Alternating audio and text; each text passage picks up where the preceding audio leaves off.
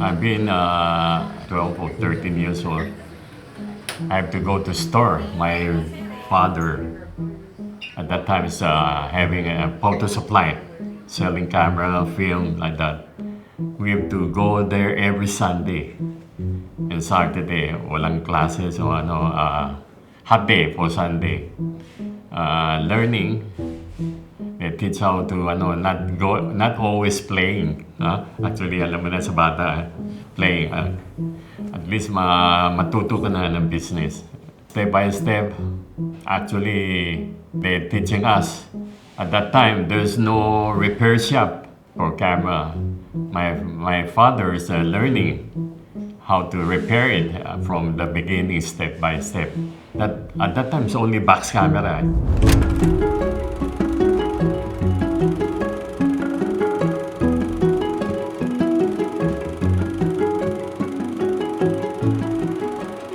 Papa yan, bueno man. Sabi, bueno ano, pati pinikula. Pati picture. After getting married, that was 1980, 1979, 80. My father told us, when you get married, I give you a store. You can display the item there, over there.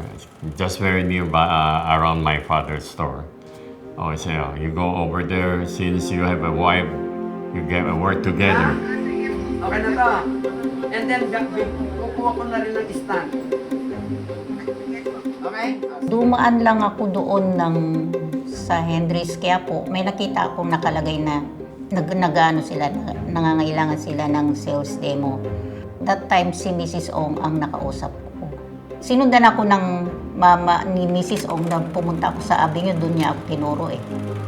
Yung pala, talaga dapat doon ako sa Henry's. Henry's talaga ako mag-a-apply. That time, pina-start naman ako kaagad ni Mrs. Ong. And then, yung mga routine namin araw-araw doon, tulong-tulong kami lahat. Walang mataas, walang mababa.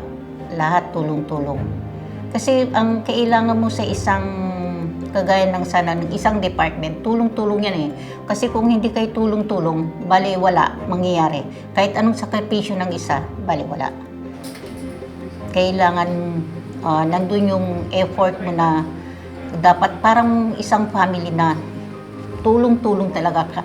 Gagawin mo lahat-lahat ng kakayanan mo para yung isang store maiangat. Meron na siyang mounting? Yes po, mayroon na po. Instead nito. Hindi, kasi ito sir, pumuputok. Yun nga, oo. Hindi, yung mounting I Oo, mean. paano? Yung ganito tayo, yung bilog niya. Yung bilog niya yung nasa dito. Yung umpisa, no? Cashier. Cashier. Nakasawa na kami sa cashier. All around, you know, all around. Sa totoo lang, ako mahilig business. Dati pa. Before ako nagkasawa, grocery kami dati sa site ng father ko. Wala akong alam sa photo. Totally. So, pagpasok ko po, nakasawa ko, I feel very hard to manage itong klaseng business. Kasi retail, you know.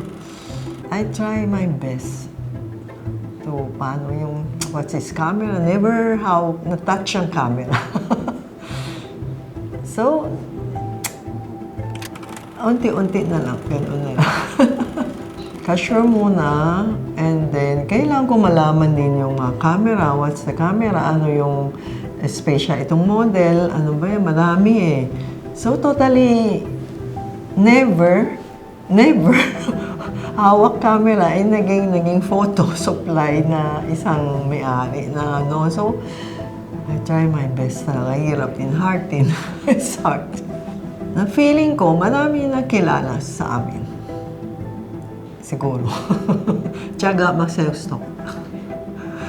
Sinabi ko sa sales demo ko, kung magaling ka sales demo, pag may pasok customer, try your sales talk ka, tiyaga mo sales talk. And then, sana lumabas sila, lahat may bit-bit ng plastic ng hand wrist, at sabi nabenta mo lang. Ganyan lang tinuro ko sa kanila. Siyempre, bigay mo incentive. Para masipag. Correct. Doon kami natuto yung ginagawa nila Mrs. Ong. Ituturo niya sa iyo ngayon araw. Kinabukasan, magsasalita ka sa harapan nila. Yun ang ano. Okay, I think I started 2004 after I graduated. I really like electronics that time. And during that period, that was the transition of going to digital era. So when I started, I started to be like a bodeguero. I do purchasing, I do accounting, the typical Filipino-Chinese entrepreneur. So I started from as a salesman. We talk to the customers. I do inventories.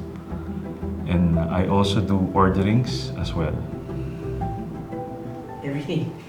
Everything, yeah. Even closing the shop. I mean, everything. I think very, very hardworking. So that's why I think from last time, kami yung first batch kasi. So sila Nick, me, we started earlier versus our other siblings. So umabot kami sa, nagbebenta kami ng films, di ba? Sa ano, we have to really go there for summer break na parang part-time work kahit hindi pa kami graduate. So just to learn how retail is. And sabi ng parents namin is, you have to know what your staff knows. You can't rely always na lagi kang may kasama. If they're gone, how can you continue? So I think yun yung kailangan namin laging alalahanin. We have to know what they're doing or else para namin magpapasa sa other people. And if it needs improvement, I think parang we understand what they do, di ba? Wala akong masasabi, napakabait nilang mag-asawa. Lahat sila, nakikiusap sila, Mrs. Ong, pwede kong ihatid. Sabi ko, okay lang. Wala namang gabing customer nun, okay lang.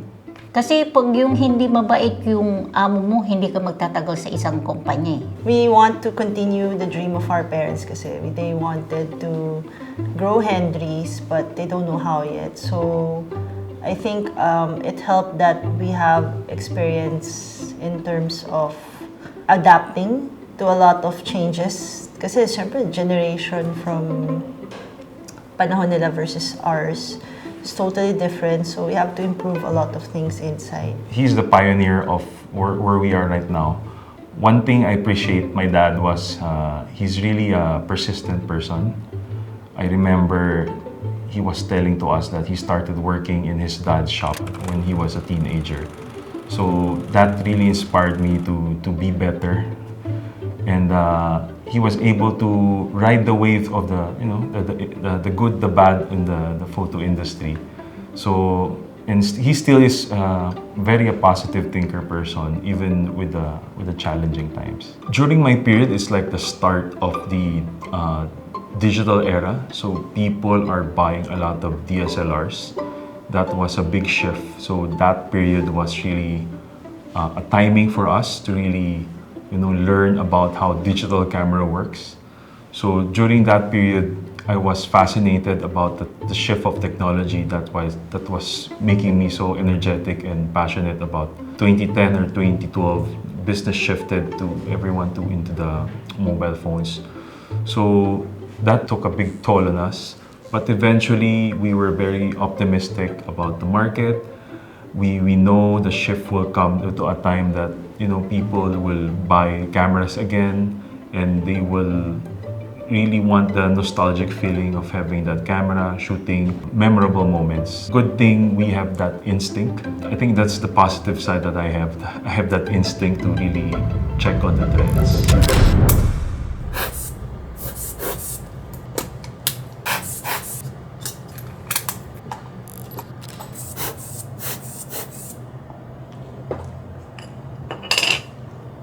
I was one of those people nung nag-start the digital cameras and all that. Hey, that's cool. Let's buy a camera without even knowing how to use it. I was going to do advertising. That's what I wanted to do. I was in the year of What Women Want, Sweet November, all that. And like advertising looks so cool. For some strange reason, I got into this reality TV show in a now defunct network, but the prize was you get to have a job with one of the top advertising photography studios in the country at the time, which was Ad Photo. They were looking for a photographer for their roster, and well, I got did challenges and whatnot, and I won, and I got the job. So that's basically how I got started in photography. So it was really ever since geared into advertising photography. So until eventually I left after 7 years because life happened. And I started doing freelance work, and I've been freelance ever since for the past 10 years. So definitely when I entered college, that was the very first time I had to actually buy my first DSLR. I called up my dad because he was in a meeting that time, probably in the north, in the mall. And I said, Dad, I need a camera na for my college course because I took up photography. And he was like, oh, okay. And then I didn't really know where to buy the gear or even the camera itself. So he did everything from that point, and he bought it from Henry's. So that was the story of my very first camera as a photographer. You feel like an important customer because all of their customer service representatives are always very jolly, they're entertaining, and they actually remember you. If you frequent their shop, they're like, oh my gosh, hi ma'am, you're back. So, that's important to your customers because you feel seen and you feel safe in their environment. We have to also look at our neighbors in the region as well as the United States. So we always check sino ba yung basis namin in terms of retail sa Singapore, Hong Kong, and I think US. So since online na before and we have to catch up from wala pa kami website to having a website, I think there's a lot of parang improvements as years go by. Parang hindi siya stable. We have to look at a lot of our competitors in the industry. So we also we have to inquire and be updated yun. Totoo lang, ma'am, strategy. It's lang parang you try to understand the market. Kasi I think it's different from a lot of parang retail industry. Kala mo it's all the same, but it's in photography kasi it's still a hobby and it's a want.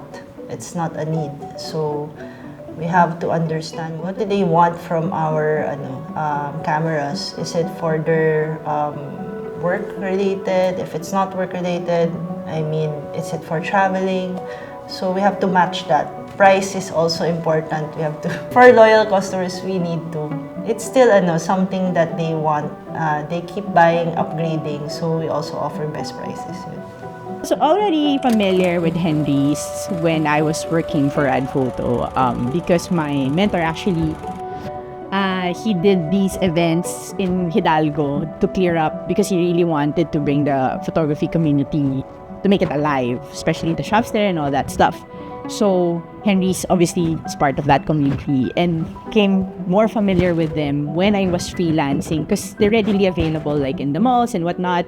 So if we needed gear like alanganing oras or stuff like that, like, oh shit, I need a 16 to 35 for tomorrow. I can't rent because it's too expensive because it's how many they shoot. So we can swipe our card at Henry's and just buy it there and whatnot. So that's where we really got to know it more. Me and my husband, because he's also a cinematographer.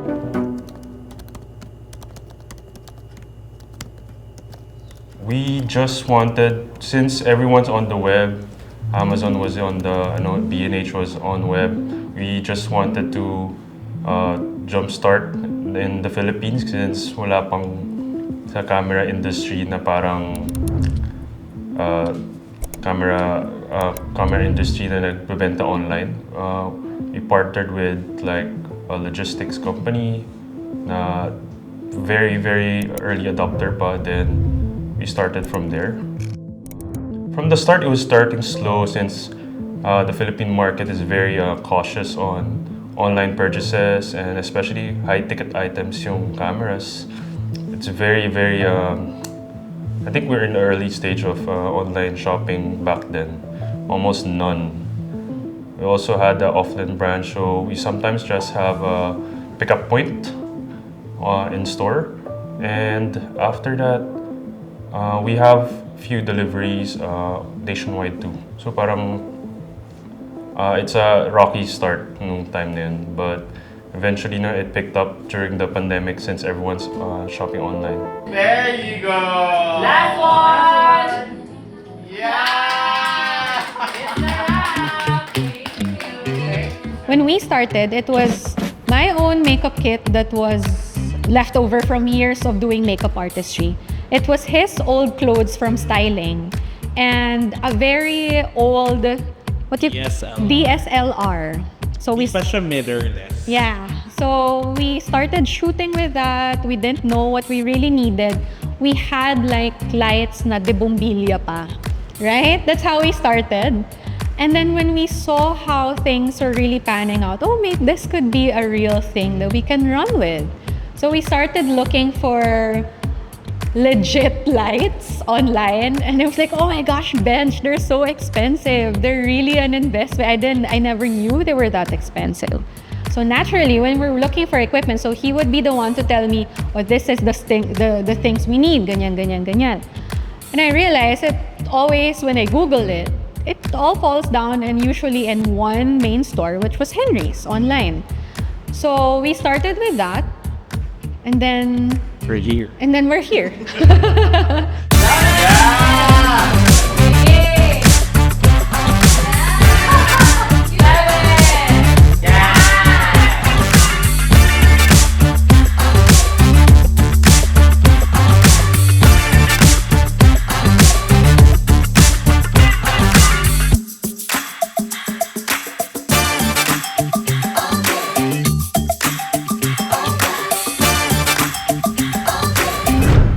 Actually,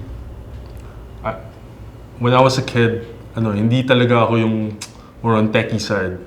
I'm more of, I really want to cook before. I want to have my own restaurant, and I was really passionate about it.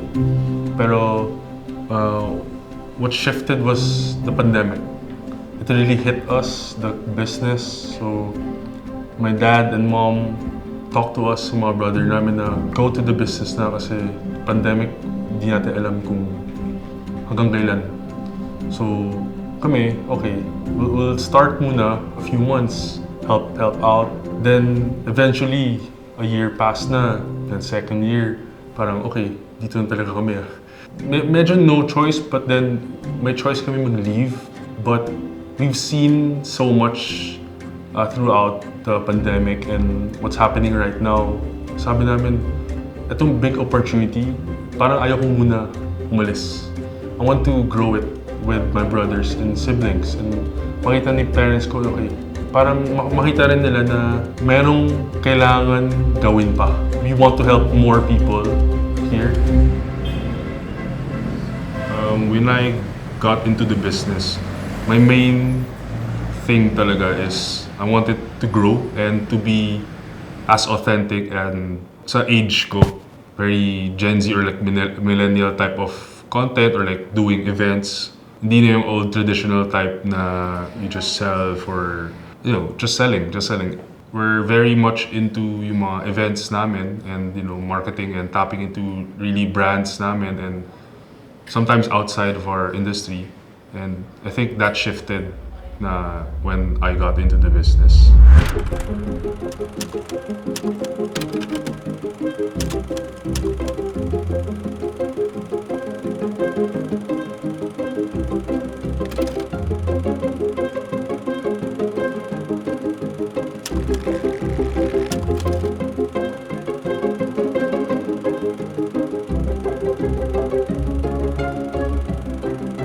Yeah, well, I got to create specialized mga workshops, and also we did last year was very big. I think the biggest event that we did, it's called Henry's Cameras Photo Fiesta, that happened just last year. So it's very intense since I never knew about anything like making an event, a big event, handling all the brands all at once, and also communicating with them.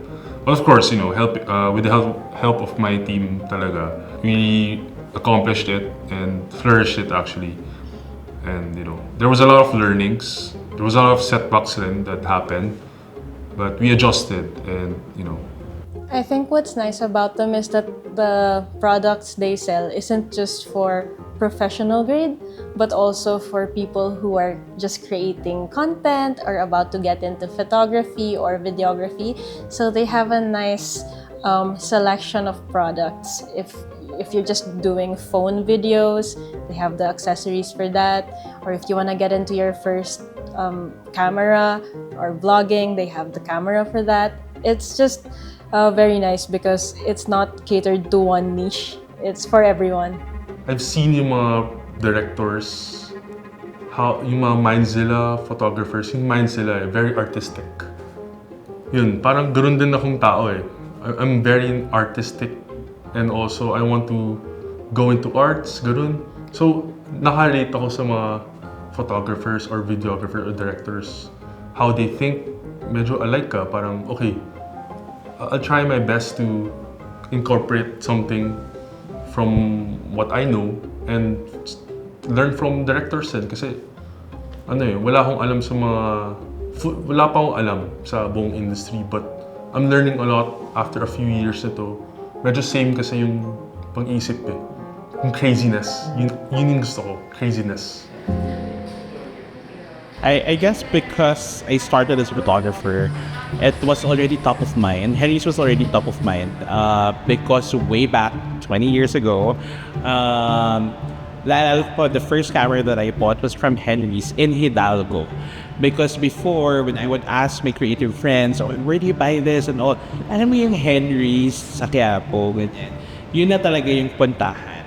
So credibility-wise, I knew that where to shop automatic, Henry's na yan. So, when I was like telling Janine, oh, ito bilhin mo, ganyan. Top of mind na, first shop to source from is really Henry's. Yeah, because it's easy you can actually find others, but it's really in how you're going to be taken care of, most especially after. It's important for me kasi it's very important to have a supplier that you have someone to talk to talaga. There's a person behind that website or that social media account that you can actually talk to so that whatever happens, you know that you have someone to support you also after the sale. There are times that I don't have the proper gear and I would think, oh, I have to go to the mall and I have to purchase this from Henry's because they're really the first store that comes to mind when I have to buy something new whenever the need arises. My eldest cousin actually and yung brother-in-law niya told me na parang, uy, punta tayong Henry's. And I'm like, ano yung Henry's? Next thing I know, we were on our way to Quiapo in this little small, tapat pa yun ng SM clearance sale mall outlet. I don't know if it's still there. Pero it was a small store na parang letter N siya. And I think the first time I went there, it was like, uy, heaven. Uy, everything's here. Lahat. Everything from the smallest items that you need for your camera was there. When you buy gear, you're sort of familiar with them. But of course, you want to get more into the details. You want to know questions. And in fairness sa Henry staff, they're really knowledgeable about their stuff. And if I need one, like, kunwari wala in this certain branch, the guys can always like, ma'am, tawagan ko sa ATC, tawagan ko sa podium, tawagan ko sa ano. Meron dong stock, ma'am. In fairness, mabilis sila. Actually, mabudol sila. Para minsan, I walk away not just buying one thing. So, yun. Actually, the main camera I use, doon din I buy. So, kasi sure. Plus, their discounts are pretty good. Pag pupunta ka ng Henry sa Quiapo, para siyang combo na eh. Like, you go there, you look at things, you go out, you can shoot around. Kasi back then, there was I don't know if it still exists now, but all starting photographers, I won't say all, pero majority of them, especially in the Philippines, yung love mo to shoot photojournalism, you can find it in Quiapo. As in, easy. Paglabas mo dun, kahit naka-kit lens ka pa, you snap a photo, uy, photojournal. But, sila nagsasabi talaga, if you need camera stuff, you just go to Quiapo. And I think, that's when dun napako sa akin na parang, uy, go to pala talaga Henry's. It's just, basta, it's always been there. Well, I think na hindi talaga mawawala yung cameras in the near future, as long as we still protect it and take care of all the brands, since they're helping us grow rin in a way. One of the key insights, I guess, would be like not just yung for consumer na level na, I mean, right now kasi marami na nag-content creation, they use their phones, but then having a camera kasi is very much different. You feel like more professional. People will take you more seriously. So yeah, having a camera will make you look and feel more professional rather than using phones. Kumbaga, in our business model, it's the number one step. We have to have that good quality equipment and tools for us to sustain our business.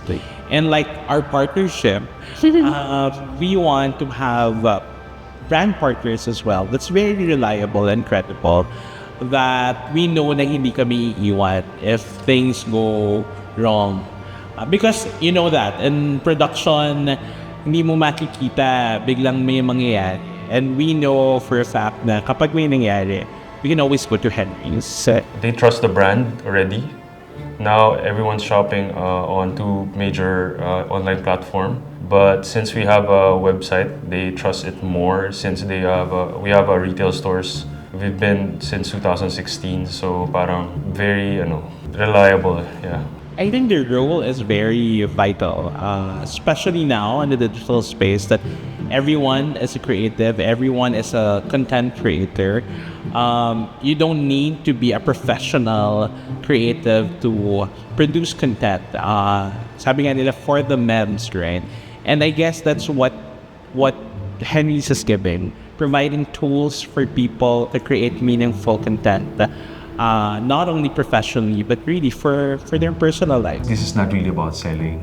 This is really about taking care of your audience and giving them the right tools, the right knowledge for them to really appreciate photography.